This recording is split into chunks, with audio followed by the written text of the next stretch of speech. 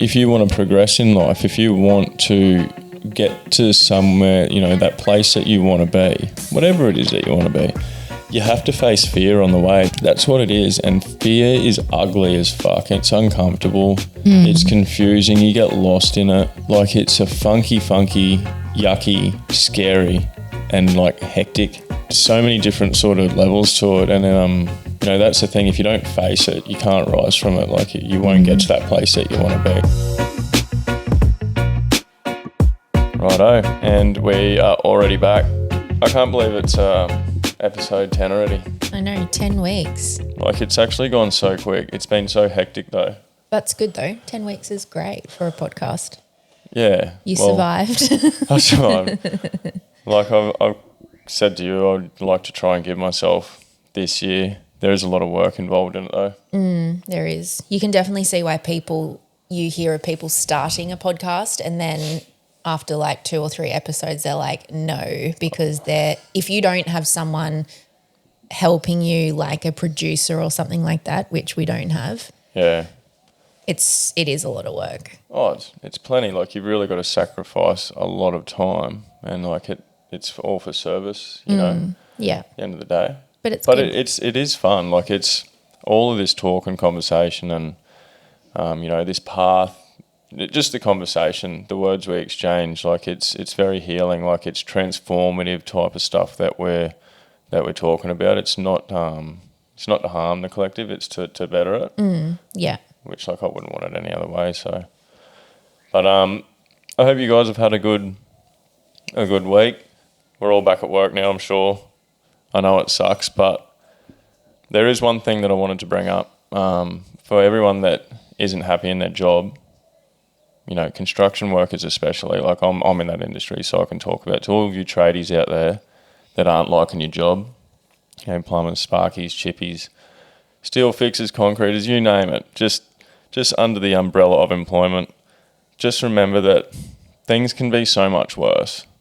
You're lucky you have a job, and just like I said, things can be so much worse. You know, you could have some really, really bad news. Receive some really, really bad news at some moment that could really alter your life. And this idea that you have about work, you know, how it's a problem and how it shouldn't be, you know, would fade away into not being a problem anymore. Yeah. So I guess what I'm saying is be grateful with what you've got presently, because there is someone out there that's doing it a lot tougher. There's a lot of people out there doing it a lot tougher. And it's a good way to bring yourself back and ground yourself, you know, that gratitude, being grateful for what you've got presently. Mitch had a lot to say about gratitude last week. Unreal bloke. Thanks again, Mitch, for coming on. It was a good conversation. He was right about gratitude. It's a huge key. That's why we do it around the dinner table. Well, and I was going to say as well, because, I mean, we have just had one of the hottest weeks on the Gold Coast, and poor Corey has just done some really long days in the sun and he's been getting home, you know, so tired, just so exhausted. And I mean, we know each other pretty well now, but we can both tell when our tanks are running at like an all-time low. And I do think, you know, every night you've still come home, showered, shown up at the dinner table as a family, and we still do gratitude. And I think that kind of probably has been one of the best things for you, because, you know, I don't know old you, but I could kind of see that old you would come home and just be like, fuck this, like fuck work. It's, you know, I hate it, and go to bed, drink, you know. To be honest, it was very much like that. I had definitely had my moments of that, but to be honest, I'd always come home relatively happy until a point, because I would get the substance to bring me that happiness, because, you know, work was one of the things that the idea I had about it, and how I just sort of was perceived things. You know, it's played a big part in how I, you know, played a big part in why I numbed myself from certain things. Like, I was numbing myself from work, like all day in the heat. You know, you're a drug addict. You know, you're an alcoholic. You know, you're on a bad path. You've got a bad mindset, and you've just got all this shit going on, you know? Yeah. Work has a big part to play with it. But I think if you are not enjoying your job right now, but it just is what it is because you can't, some people can't change jobs right now. Sometimes it's not the right, it's so well and good to be like, if you don't like something, change it or leave it but sometimes, especially if you've got a family and, until you find something better, sometimes you've just got to stick it out because, money is what keeps the world going. It's what keeps That's right. the family going. So I do think if you can practice gratitude, it's not woo-woo. Gratitude is not at all. Gratitude is literally sitting down with your loved ones and just saying what you are thankful for. Like Mitch said, think about something that you love most, like I love you and I love the boys. Now think about losing it. Yeah. That's spot on the money there. And, Yeah. You can also think about, what you've got in your life presently. Shelter, for instance, there's plenty of people without it. There's plenty of people who, are living on the streets without the comforts that we have. Yeah. Like that's, think about losing this. Yeah. Same thing. Think about losing anything that you got now. Yeah. There's so many flies in here.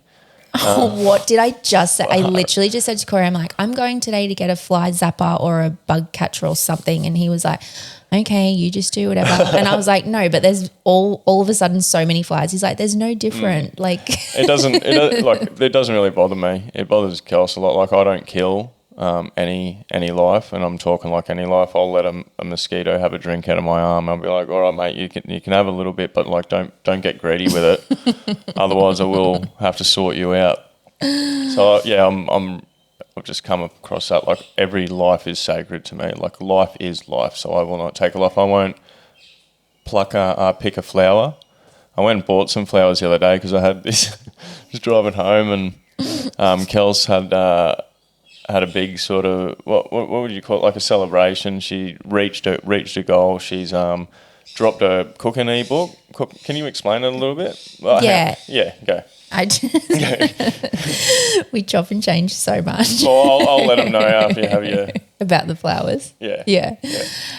So this week, probably one of the biggest weeks I've had in a very long time. I stepped away from a job that I've had for almost 4 years now, which, that was scary. And then I have now gone into another job just casually with my little sis who is kicking some serious goals right now with her activewear. And I am going to make 2025 my year to really dive into cooking and just make something of myself this year because, it was getting to a point where I love cooking so much, but my other job was just making me so time poor. By the time I got home from that job, sorted the kids out, I'd lose daylight. You need daylight to film, really, the sort of content that I do. And, the weekends would come and that's kind of family time. And I was just like, I can feel myself dropping the ball in the thing that I'm so passionate about. And then I've had some things come up this year that require a little bit of travel and just with the food stuff. So I was like, we just kind of sat down and did the numbers and worked out what what we could do, what we couldn't do. And it's exciting stuff, isn't it? It is exciting. Because like if you didn't let go of, the things that you've let go of, like, like you said, you've ended your old work, whatever, then there's no room for opportunities to flow in when you're all clogged up. We've only got so much moments. We've got to really have a look at what moments we're spending and where we're spending it and try and be like, is that serving me? Is that serving me? No, it's not really. So maybe we should focus on that and start taking some steps at removing that out of our environment or letting it go or dissolving it, however you want to put it. Yeah. And then, so I finished up one job on Tuesday. I started my new job on Wednesday, and then I decided to release a new lunchbox ebook on Wednesday night. So I don't think I actually came up to breathe until probably Friday. Really? It's been pretty mental. Been a lot going on. But yeah, so, and then Corey came home with the flowers. Yeah, so I've always had this idea, I'm never going to go out and buy a bunch of flowers, they're just, You've actually never bought me flowers. No.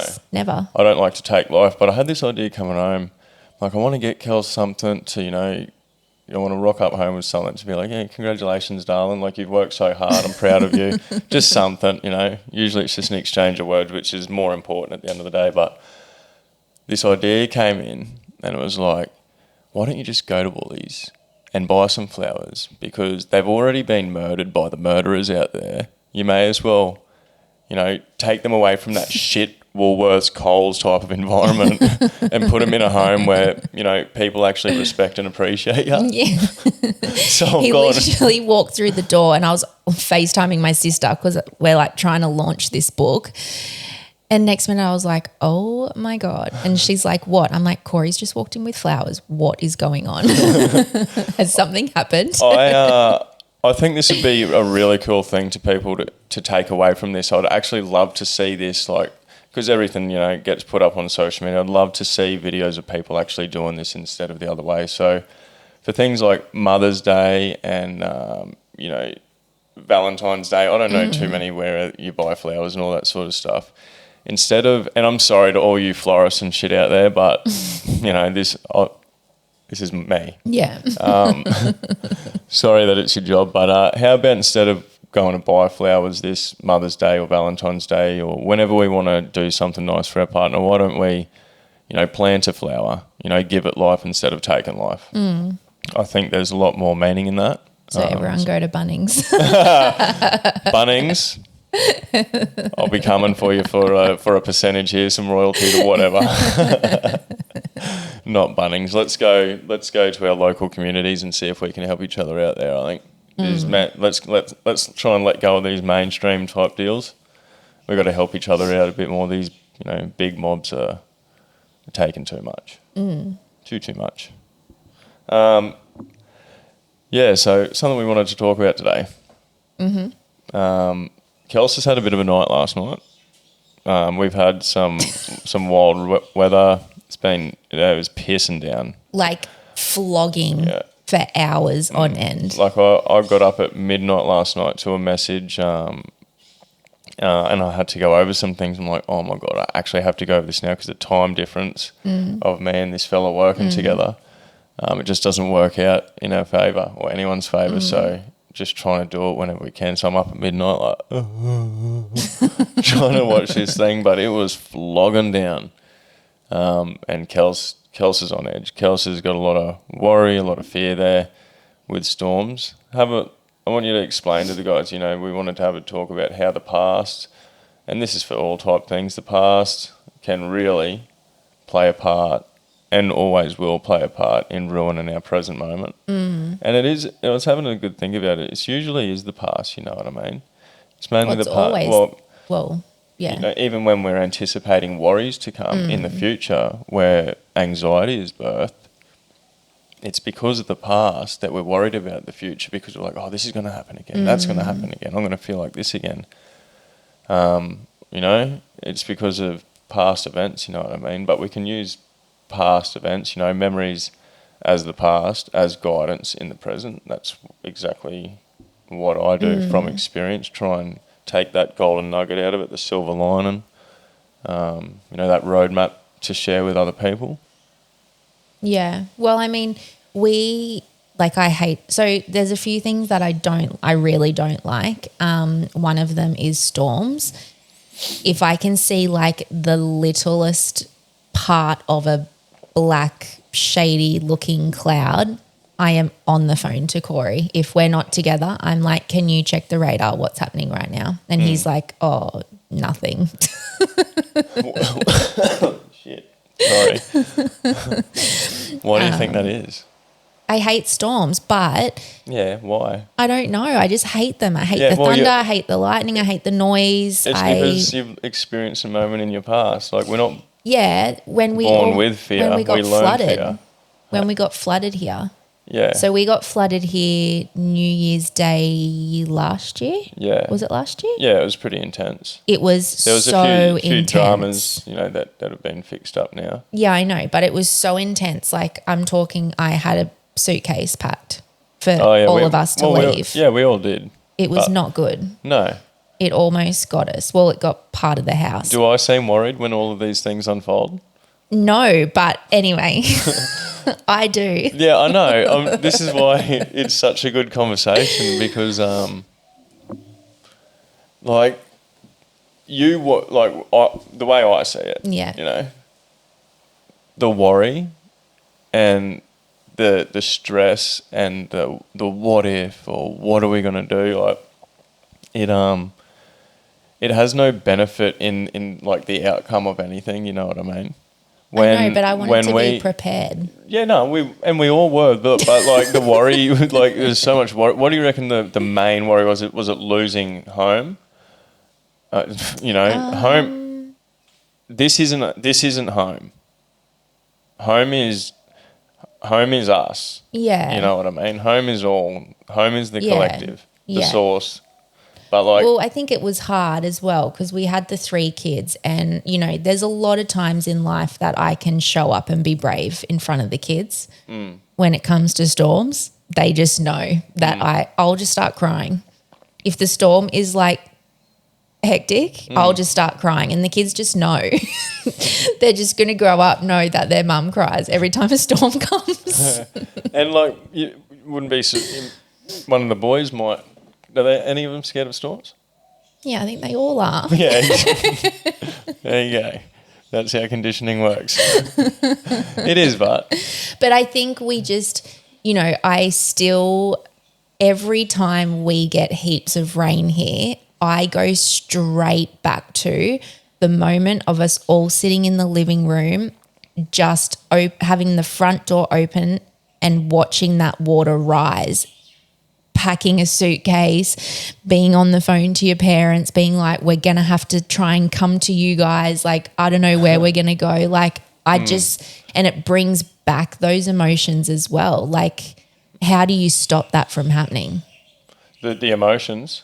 Yeah, the emotions that you have connected to what happened in the past. Like last night when that rain was happening, you were asleep. You had no idea. I was literally just pacing around the house for like 4 hours. I'm checking everything. I'm turning lights on. I'm checking the toilet. The pipes are gurgling and I'm like, here we go again. Yeah. Well, there's nothing you can do about it. You've got to understand that all of this shit's out of your control. Yeah. And I know, but it's scary. I know, well, you just said before, I said, where do you think that fear's come from? And you said, well, when we got flooded last year. Yeah. But when we got flooded last year, you were scared then. Yeah. So that it originates before then. Yeah, well, I've always like Mitch said, you got to ask yourself, what age? Yeah, I don't know. What age is this, kid? Yeah. Feeling this? I couldn't tell you. So, like, when you were... There's a lot of things I can't remember from when I was younger, you know what I mean? But I do understand that we're not born with fear. We do learn fear. We learn fear. So, like, the boys are scared of storms probably because you're scared of storms. Yeah. Or it could be someone else in the family. It could happen at school or whatever. We learn all these fears from all different types of places. But I think the best way to take control of your life is to let go of control of your life. Because the only thing you've got control over is the effort you put into things and your attitude. Yeah. And we spoke about that last week too. Yeah. The outcome's out of your control. Like, I've found a lot of peace there. And like, I can, because I sit back and observe so much, and like, me, I'm a bit of a loner. Yeah. I spend a lot of time going within myself to figure things out, and I spend a lot of time observing things, people especially. And I can see followings and directions people are going in and all that type of thing, and I'm just like, I don't want to be like that. I want to be unique and myself and have my own thoughts and have my own mind, make up my own mind, see my own mind, see my own psyche, like investigate myself fully, because like I want to walk my own path. Yeah. Well, I guess it's like anything though. Like I also hate flying. But you And still do it. I still do it, but it's like it's not a great time for either of us. Would you love to, for that fear? I think there's just other things that you need to focus on. It's not flying that scares you. Well, what else would it I be? don't know, just death in general. Yeah. Well, it's so interesting though, because when like we spoke about this, I think we jumped on like 9 different planes not that many, like 4 different planes in 10 days or something, like when we did Vietnam. And I'm so like, I'm not so fine, but I'm okay taking off, but it's the landing. And so many people are like, hang on. You are scared about the plane landing. Like that's when you're safe. And I'm like, no, I have no control of that plane landing and it's going so quick and it's going to crash and we're all going to die. That's what goes through my head. Yeah, well, so okay, when it goes through your head, what do you think about that? Like, what do you think about thought in general? Well, I don't know. Can't you just sit there and be your true self? Like, just observe it. Like, everyone gets so tied up to their thoughts and like none of your ideas are your own. Like, you've been so conditioned, so conditioned. When you were born, you had nothing.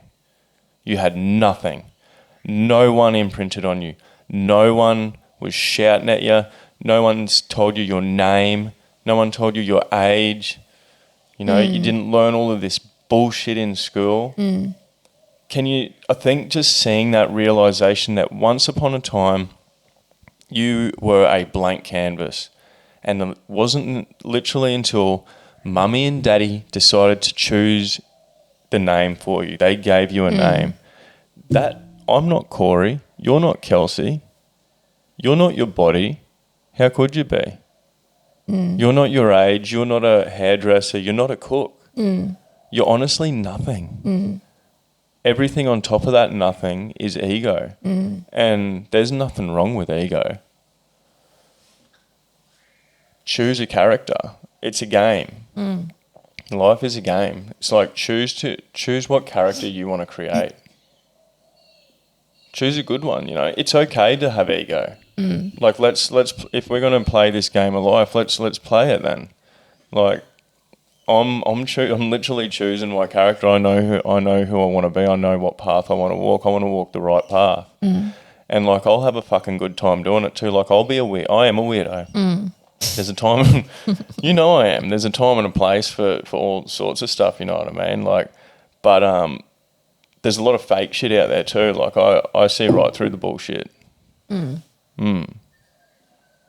So like, to help you out with the flying and all that sort of stuff, can you not see that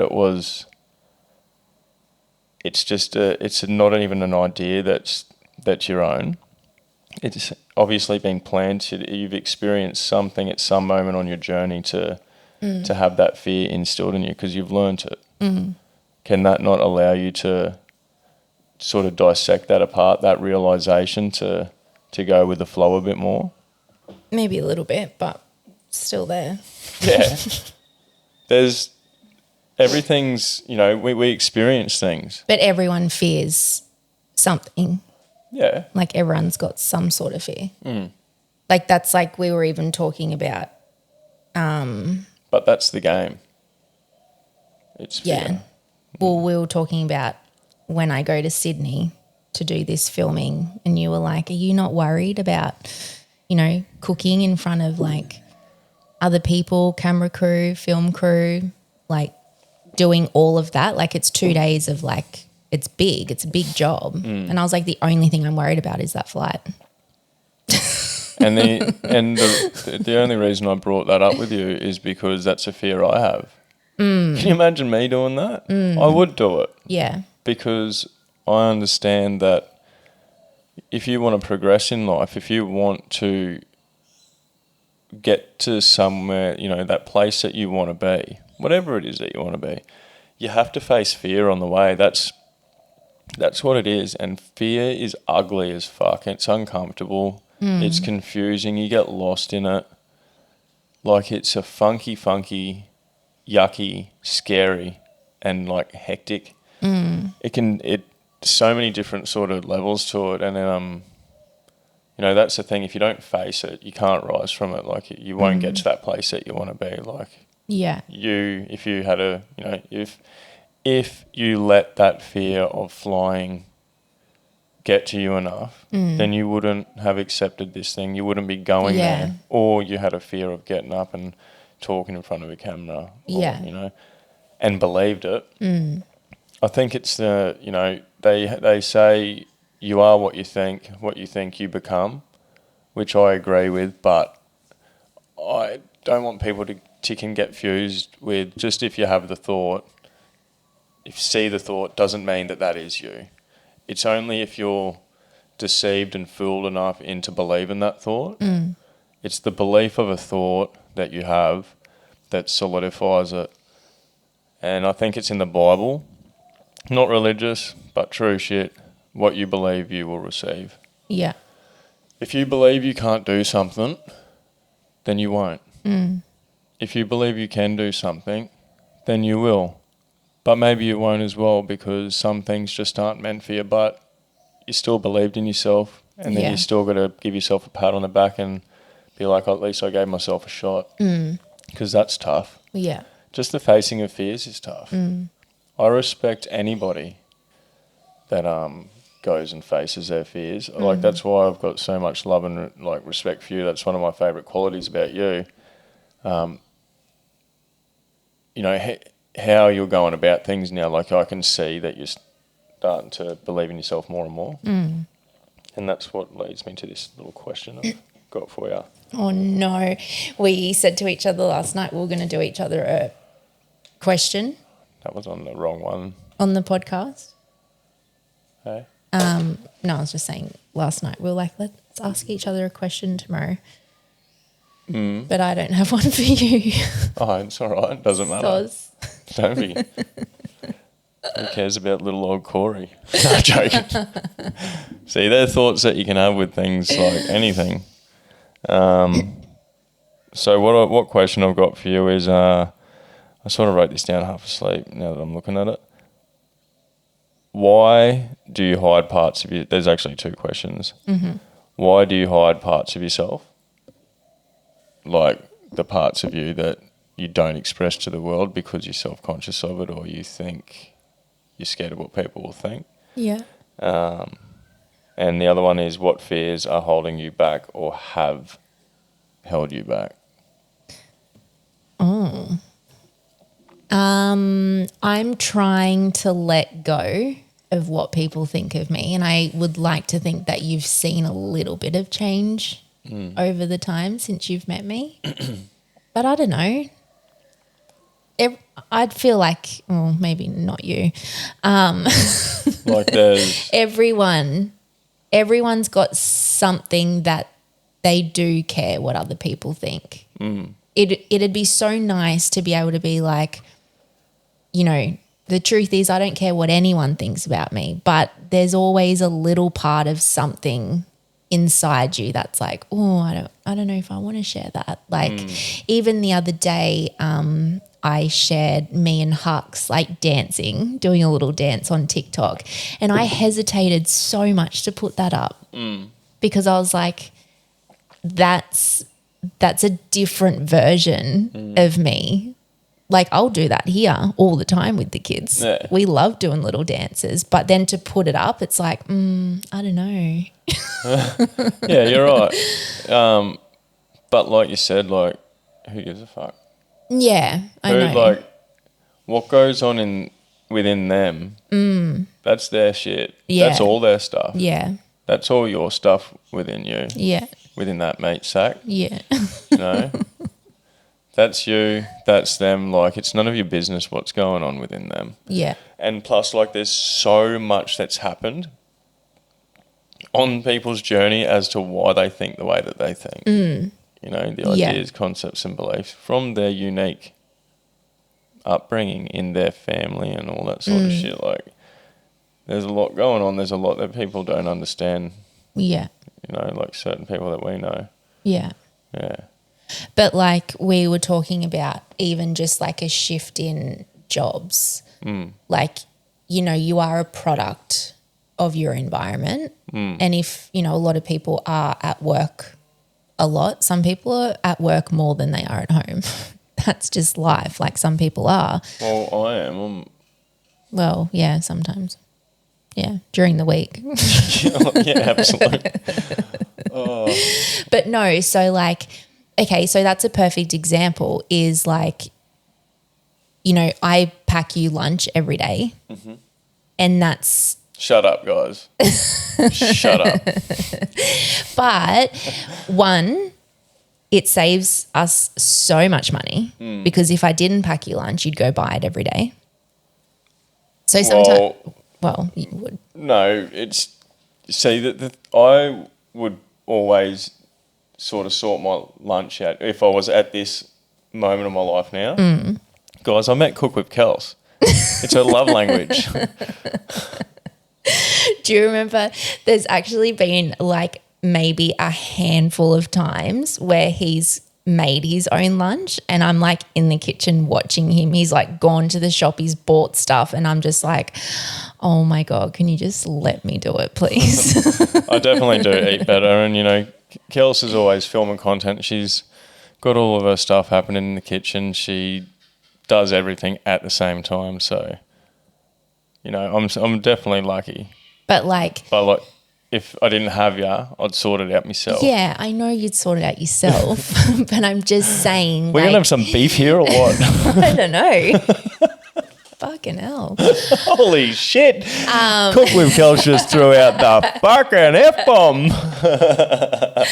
No, what I'm trying to say to you, listen, is all the guys at your work, they all eat shit. They all go and eat takeaway, and it's like you could. Not all of them, most of them. Most of them. Most of the guys. Most of them. Yeah. But you could quite easily slot into that and do the same thing because everyone's kind of doing it and it's easy and it's quick, and, you know, that's why people eat fast food because it is. It's right there. So is an apple. You can get an apple pretty quick. Actually, don't even have to. You can just fucking pour one out the fridge, go buy them at the shops, pour one out the fridge and eat it straight away. That's the fastest food you could have. And then I don't even know where I was going with that. No, that's where I was going. Since working, I've done like 3 days with my sister, and being an activewear label, like I've ditched the professional clothes from hairdressing to now I'm like going in like my runners, activewear.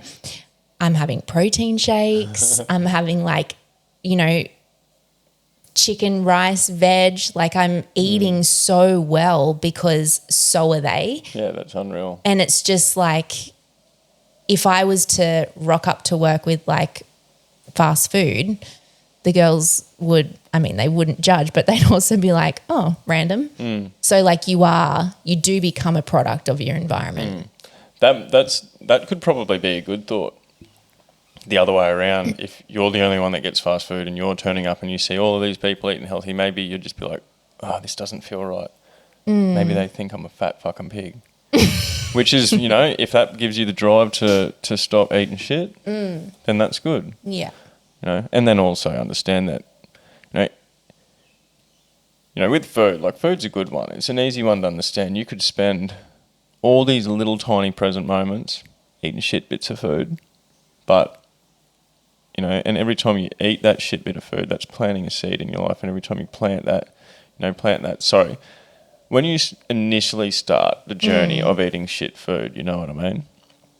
You plant a seed, and then every time you know, go out and give that seed attention, some water with your awareness, and actively and turn it to action of eating the food, you are just watering that plant over and over and over, and soon enough, plant's going to be woof. You know, it's going to be growing, it's going to be getting bigger, but because you're planting bad seeds with shit food, it's going to be a very, very unhealthy plant. It's going to be a very, very ugly plant physically, you know. And look, I'm not saying that, you know, it's a hard one, this one.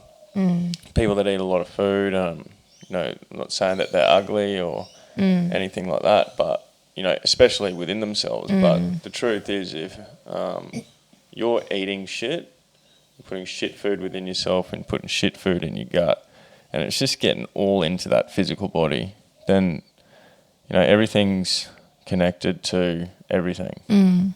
You're going to feel your overall mental health, emotional health, and all of it, just all of it, is going to be shit. Yeah.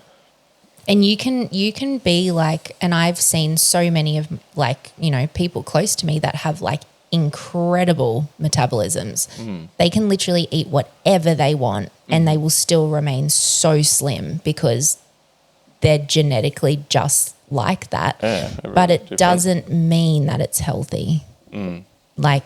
Absolutely. Yeah. You gotta if you want to let go of all of this confusion, I reckon this is how I set it up within my mind. There's a lot of information out there. It's like what he's saying, he thinks he's right. What she's saying, she thinks she's right. And it comes down to a lot of fitness people too, and nutritionists and all that sort of shit. Everyone's just trying to get your money at the end of the day. If you want to let go of all of this confusion, look, there's people out there doing the right thing. Just investigate it and research it for yourself more. But for me to let go of the confusion, if it comes in a box, stay away from it. We spend all of our time in boxes. Boxes are the problem. It's pissing down right now, isn't it? We're born straight into a box. We go to school in a box. We live in a box. We drive a box. We work in a box. We fucking eat out of boxes.